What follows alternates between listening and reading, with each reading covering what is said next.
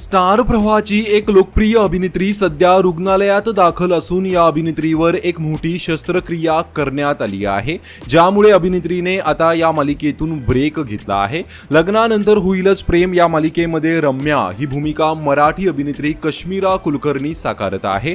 मात्र आता अभिनेत्री कश्मीरा कुलकर्णी बाबत एक मोठी बातमी समोर येत आहे।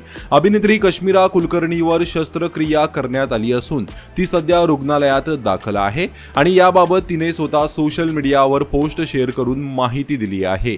कश्मीराच्या पायाला दुखापत झाली होती, त्यामुळे आता तिच्या पायावर शस्त्रक्रिया करण्यात आली आहे।